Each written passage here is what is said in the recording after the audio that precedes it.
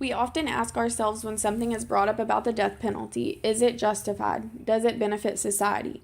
Some would say yes because there is always punishment when you disobey the law. Others say no because you are taking human life and that is unconstitutional, inhumane, and very costly. But what we should really be thinking about is the fact that the death penalty is not stopping people from committing murder, it is just costing us more in tax dollars. With that being said, the death penalty would not be justified. When breaking down the cost of the trial and all that is needed to execute someone, it is obvious why it can be so expensive.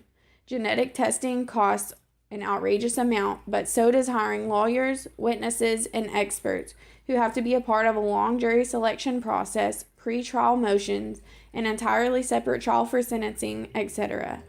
Not only that, but even with all of this as a process, most death penalty trials are found to be significantly flawed.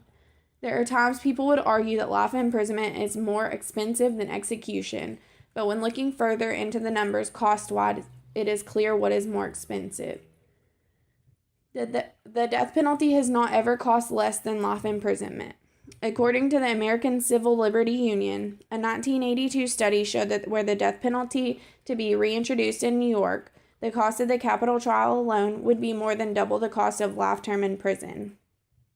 The death penalty was eventually reintroduced in New York and then found unconstitutional and not reintroduced again, in part because of its cost. In Maryland, a comparison of capital trial costs with and without the death penalty for the years concluded that a death penalty case costs approximately 42% more than a case resulting in a non-death sentence. In 1988 and 1989, the Kansas legislature voted against reinstating the death penalty after it was informed that reintroduction would involve a first-year cost of more than $11 million.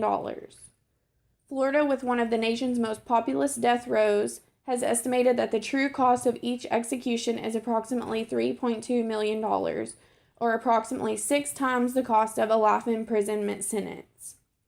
A 1993 study of the cost of North Carolina's capital punishment system revealed that litigating a murder case from start to finish adds an extra $163,000 to what it would cost the state to keep the convicted offender in prison for 20 plus years.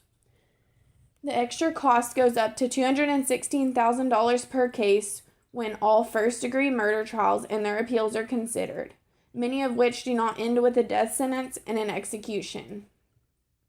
In 2011 in California, a broad coalition of organizations called Taxpayers for Justice put repeal of the death penalty on the ballot for 2012, in part because of the high cost documented by a recent study that found that the state had already spent $4 billion on capital punishment, resulting in 13 executions. With these states choosing to lower expenses and resort to life imprisonment instead of execution, they are doing what they think is best for their state. Is there anyone who feels safer in Texas than in Iowa? Of course, of the 12 states that do not have capital punishment, 10 are below the national average in the rate of murder. Of the 7 states with lower murder rates, 5 don't have capital punishment. 27 states with the highest murder rate, all but 2 have it.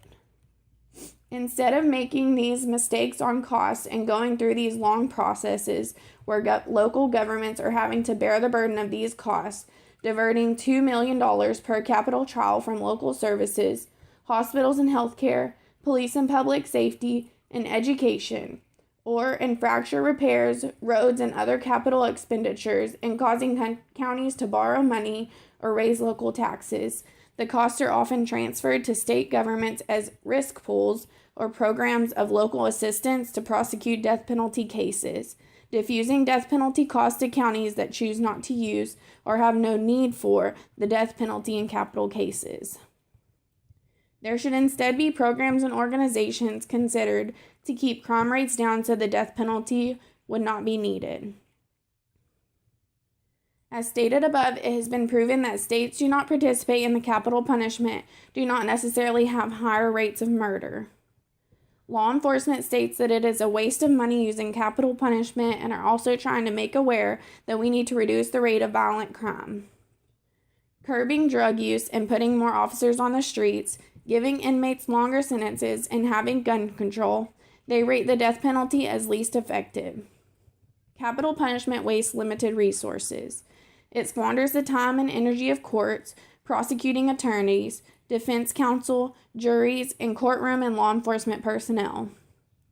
It unduly burdens the criminal justice system, and it is thus counterproductive as an instrument for society's control of violent crime. Limited funds that could be used to prevent and solve crimes. There are many people out there who would agree that capital punishment is not the answer to ending murder rates from rising. Across the nation, many who have survived the murder of a loved one had joined murder victims' families for reconciliation or murder victims' families for human rights, in the effort to replace anger and hate towards the criminal with a restorative approach to both the offender and the bereaved survivors. Another group that is against the death penalty that could possibly be supporters of other programs could be Catholics, Jewish, and Protestant religious groups.